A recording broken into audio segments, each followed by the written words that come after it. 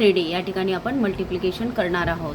तर बेस या ठिकाणी आपला येणार 1000. 3 डिजिट असल्यामुळे आपल्याला 1000 बेस घेणार. तर या ठिकाणी आपण मांडणी अशी करणार आहोत की ज्याप्रमाणे आपण 986 इंटू 992. तर 1000मधून 986 मायनस केले तर -14 आले आणि 1000मधून 992 मायनस केले तर 8 आले. तर बघा या ठिकाणी आपलं सम या ठिकाणी आलेलं आहे.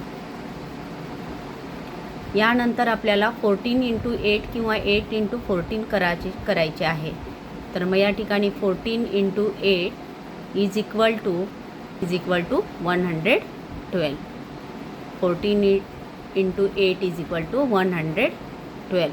आता क्रॉस ॲडिशन, तर या ठिकाणी मायनसचं साईन आहे म्हणून 986 मायनस 8 किंवा 992 मायनस 14 केल्यानंतर आपलं सम या ठिकाणी येणार आहे 978. तर या ठिकाणी आपलं आन्सर आलेलं आहे फायनल आन्सर. का फायनल आन्सर आपलं या ठिकाणी आलेलं आहे 978112.